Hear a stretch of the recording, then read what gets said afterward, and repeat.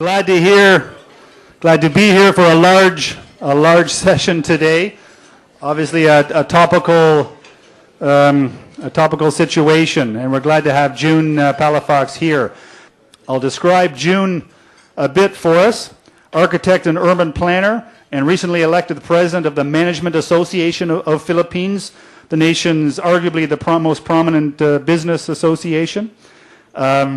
He's led his architectural design and planning firm and projects in 33 countries over the past 21 years. And a bit of a history, but he started he was a former seminarian, so becoming an architect was a second choice to being a priest, which is interesting, and a lay minister. He was the first Filipino architect in Dubai. This was years ago in the 70s perhaps, or maybe earlier, when Dubai was a fourth world country, and he was part of the group that helped that state move forward and move from a fourth world country into a first world country in a space of 15 years or so. He wasn't responsible for what's happened more recently. There are difficulties, but in the early days it made a strong difference. One bit of thing that I found interesting. A few years ago, and Jun said it was okay for me to tell this story, but he was approached by certain officials within BIR, the Bureau of Internal Revenue, for a bribe. And he said, well, let me think about it. So what he did is he went back and contacted the National Bureau of Investigation, and they asked him to set up a sting. And at great personal risk to himself and his family and so forth, but he had supporters, but great personal risk, he did so. And it was, I think, the only time this has happened where a senior official has went to jail for 7 years. This individual went to jail for. Received front page news a few years ago. I think according to Jun, according to me, there would be very few individuals, Filipinos or expats, who would do such a thing. But he felt strongly about what he says, walks the talk. So, his firm, World Agriculture magazine ranks his firm as one of the top 200 in the world.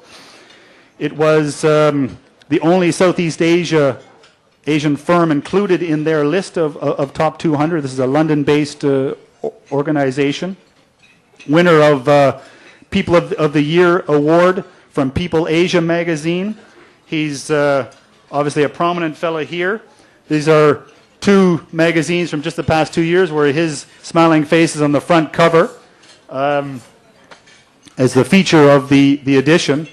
So please, may I welcome Jun Palafox, architect and urban planner of Palafox Associates.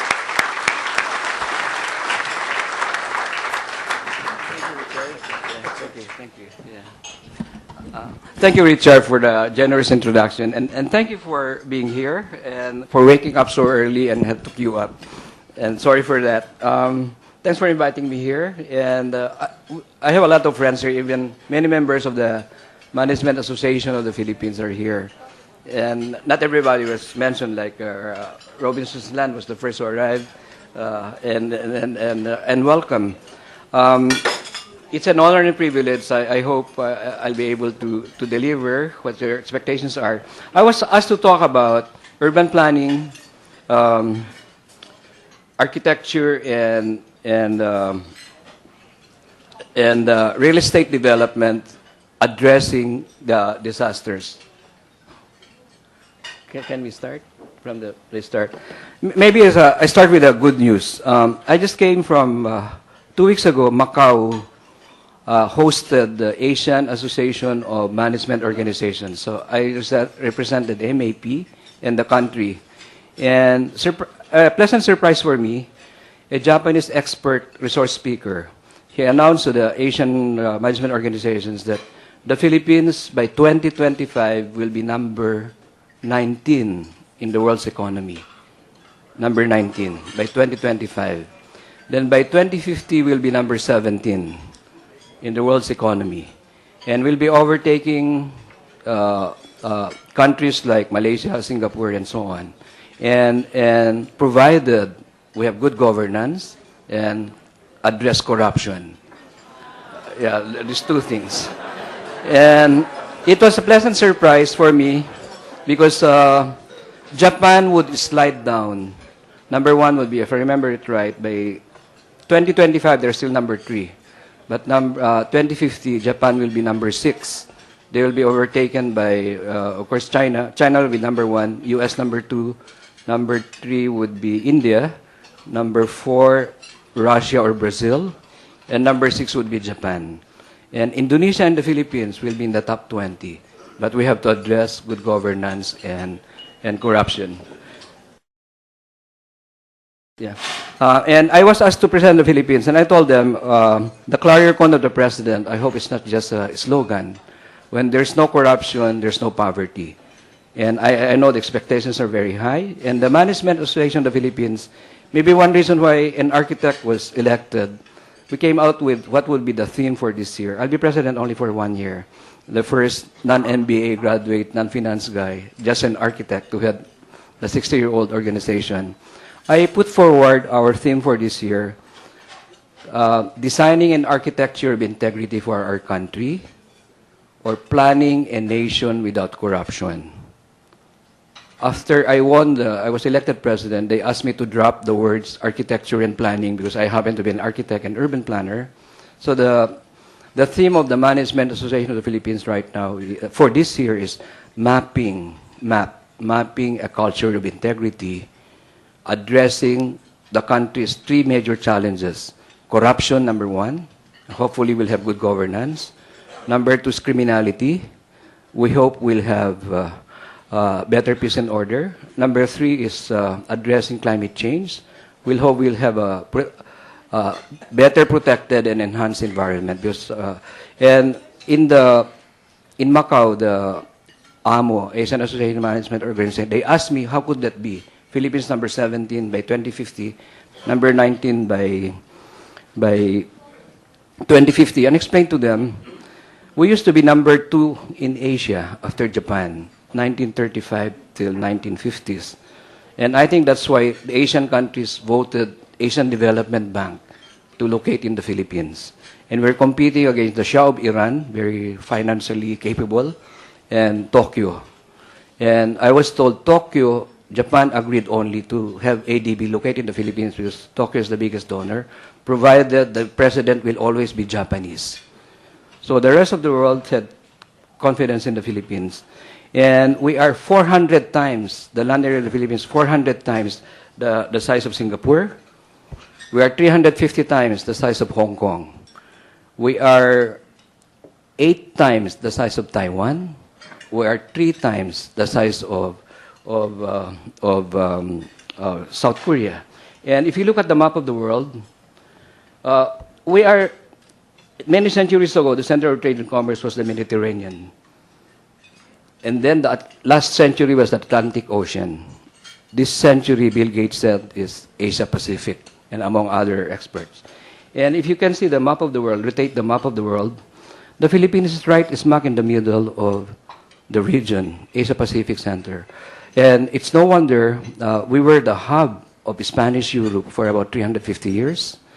The British and the Dutch tried to, I think the British ruled us for 2 years, then 100 years by the Americans. And we were the hub of the Americans for about 100 years. And you can see all the influences we have now.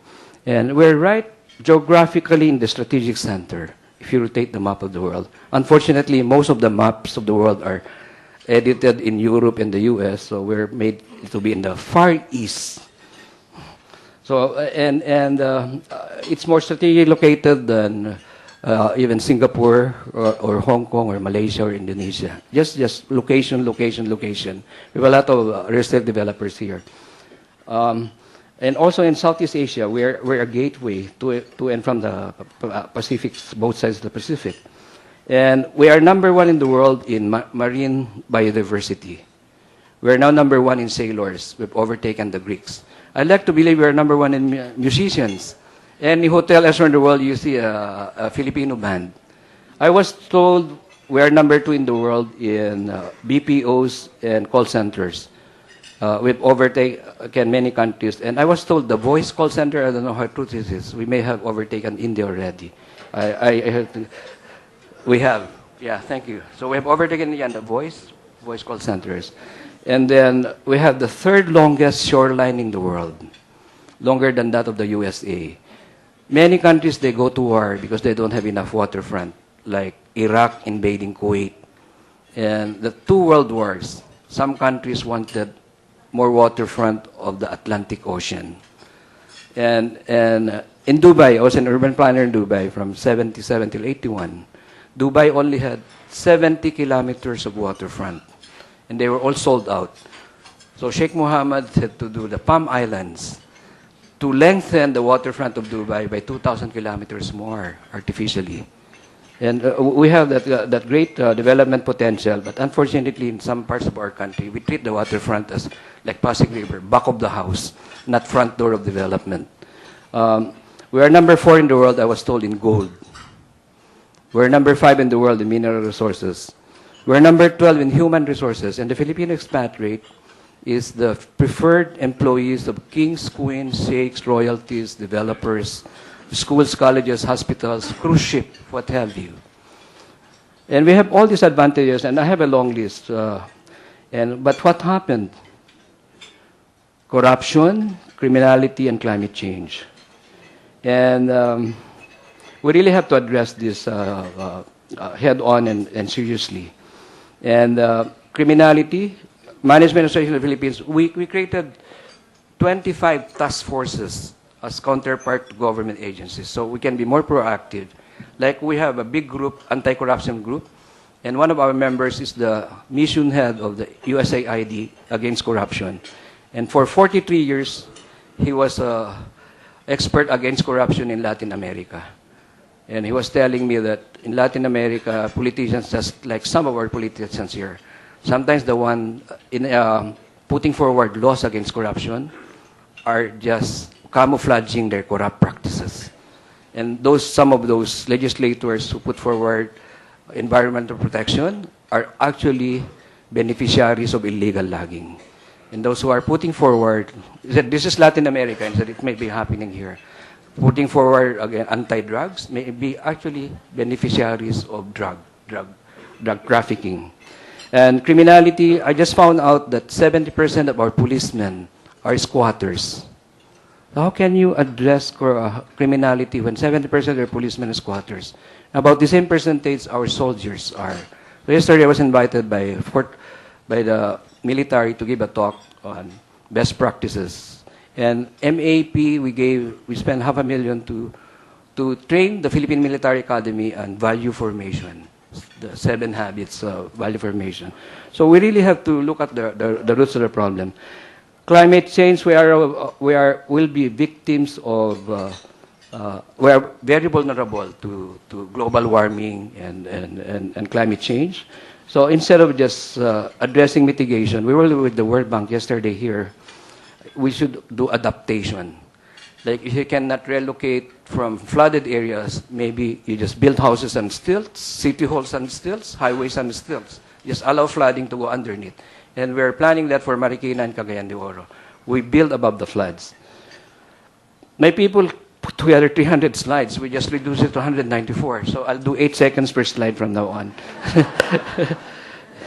Yeah, traffic, overpopulation, these are to address. Town planning, urban planning. I think we were exposed to the Western type of urban planning was introduced in the Philippines, 1521 to 1571, when Magellan discovered the Philippines. So we had the laws of the Indies that have been affecting our urban planning until now. Town plaza, it's good because at least every Sunday, every income class can come together in the town plaza and the church. And intramurus, inside the walls, where only the rich and powerful, the ilustrados and principalia of those days, live intramurus, inside the walls. And the peasants, the locals, the sanglais, the Chinese merchants, the Indios, extramurus, outside the walls.